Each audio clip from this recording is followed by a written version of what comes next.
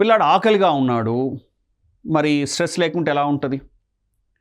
సరైన భోజనం అందట్లేదు, సరైన టైంకి అందట్లేదు, స్ట్రెస్ ఖచ్చితంగా.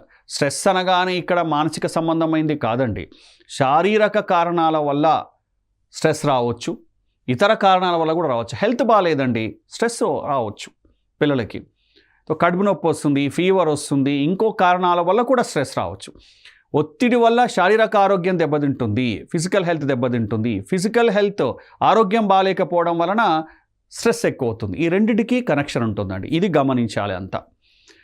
సరైన ఆహారం అందకపోవడం, అంటే టైంకి అందకపోవడం, మంచి ఆహారం అందకపోవడం. అందుకే చదువుకునే ముందు ఖచ్చితంగా భోజనం చేయాలి అంటారు, భోజనం చేసి వెళ్ళాలి అంటారు, పొద్దున అల్పాహారం స్నాక్స్ తినాలి అంటారు, మధ్యాహ్నం పూట భోజనం ఖచ్చితంగా చేయాలంటారు, పాసిబుల్ ఉంటే ఈవినింగ్ మళ్ళీ స్నాక్స్ తినాలి అంటారు. సో మంచి ఆహారం అందకపోవడం కూడా ఒక రకమైనటువంటి స్ట్రెస్ డెవలప్ అవుతుంది. ఒకవైపు బ్రెయిన్ గ్లూకోజ్ అందదు, నీరసంగా ఉంటాడు. సో చదవాలనేటువంటి స్ట్రెస్సు ప్లస్ మంచి ఫుడ్డు, సరి అయినటువంటి ఫుడ్డు, అన్ని రకాలైనటువంటి పోషకాలు ఉన్నటువంటి ఫుడ్డు అందకపోవడం వల్ల కూడా స్ట్రెస్ బాగా పెరిగిపోతుంది.